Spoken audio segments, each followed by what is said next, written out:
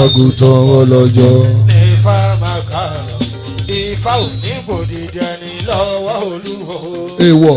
Àti rúbọ lé ní ẹbọ ti fi ó. Òfin. Àti rúbọ lé ní ẹbọ ti dá.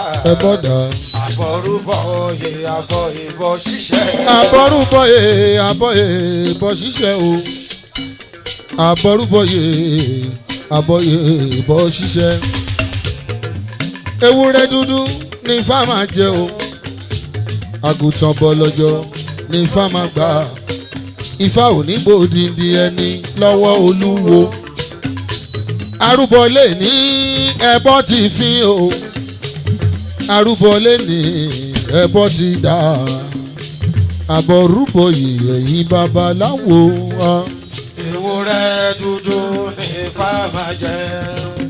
Àgùntàn bọ̀lọ́jọ́ ní Ifá máa gbà. Ifá ò ní gbòdìdì ẹni lọ́wọ́ Olúwo. Àti rúbọ lé ní ẹbọ ti fi ó. Àti rúbọ lé ní ẹbọ ti dá. Àbọ̀rúbọ oyè àbọ̀ ìbọ ṣíṣe. Àbọ̀rúbọ yè àbọ̀ ìbọ ṣíṣe o. Àbọ̀rúbọ yè gbogbo awo. Mọ̀ríbà gbogbo babaláwo.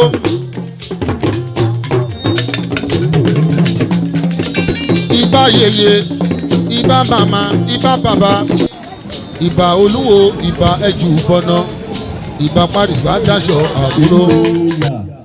Ìwòyà ọmọ èrí ìwòyà àyàgbó àyàgbọ́ ọmọ ìwọ òṣùpẹ́ o. Àbọ̀rú àbọ̀yọ̀ gbogbo bàbá wa.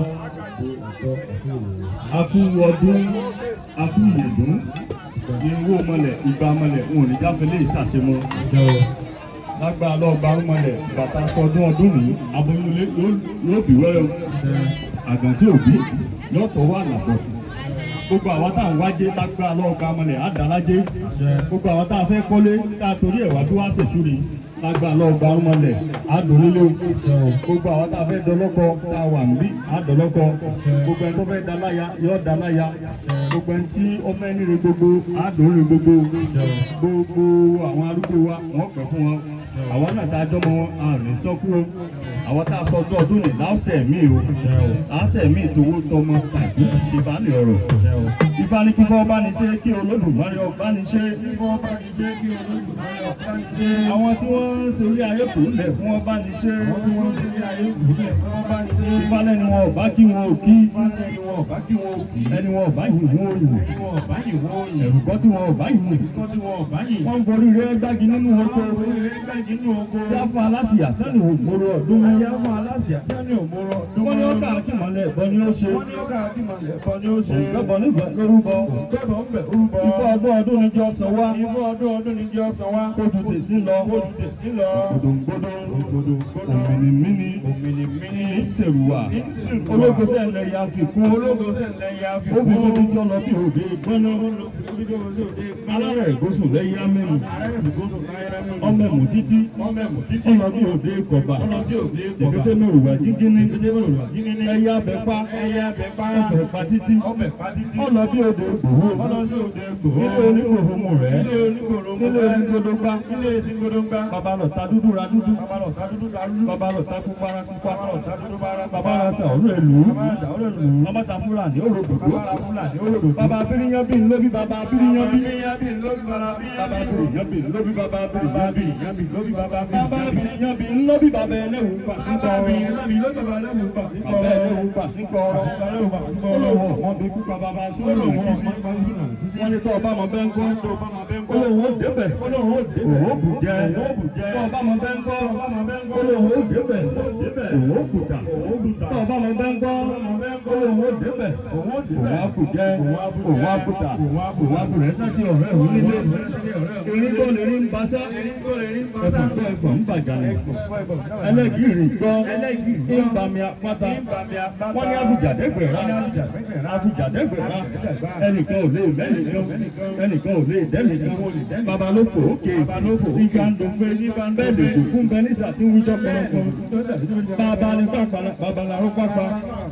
bàbá lójú pátápátá bàdẹ́kùnlé olùkọ́ bàbá wà nù lé eégún ní sọwọ́ gẹ́gẹ́ gbàsọ bàtà ní fi èyí kòkòkò tẹ́lẹ̀ bàtà ní pè lánìpẹ̀kún bàtà ń pèrí tó kọ́ péré lóbìnrin dùn mọ́ lọ́wọ́ ọkọ tó bá di méjì wọ́n á di òmò tó bá di mẹ́ta ẹ̀ta rí wọn tó bá di mẹ́rin wọ́n á rí ẹ̀rín tó bá di márùn-ún ogún tó bá di mẹ́fà wọ́n á di kà tó bá di méje olúmọ̀ oníṣòro wọ́n ti dé tó bá di mẹ́jọ ọ̀rẹ́ mi jọ mí mọ́jọ ọ̀rẹ́ mi tó bá di mẹ́sàn-án àsọ́gbó ńlọsọ tìyẹ́ àwọ̀fẹ́ ilẹ̀ wúkú mi tó bá di mẹ́wàá wíwá ni wọ́n wọ́ babaláwo tí fi ṣe bá fún wọn tí fi dára fún wọn tó bá dọ̀kànlá wọn lódèlé odó nigi ìkòkò lámọ̀ kìrìkìrì láyé dó kìrìkìrì láyé kòkò èyí tẹ́ yí kòkò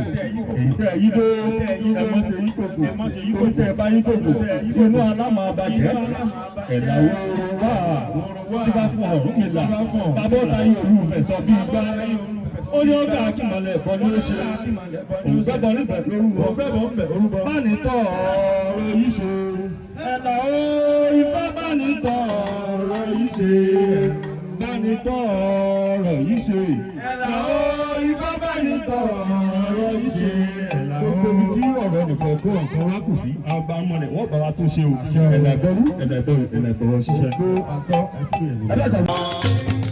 kálẹ̀ owó kálẹ̀ ọ̀pọ̀ o àṣeyí ṣàmọ́dún fún tilé tókò nínú Ifá ní Ifá ń bẹ nínú Ifá ní Ifá ń bẹ o àṣeyí ṣàmọ́dún fún gbogbo wa.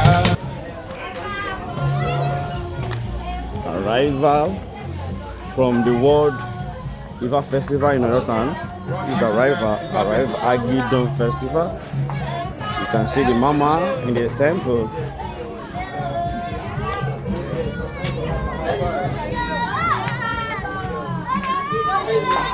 Who are happy, expressing their gratitude to Olodumare and Ifa and the other officials.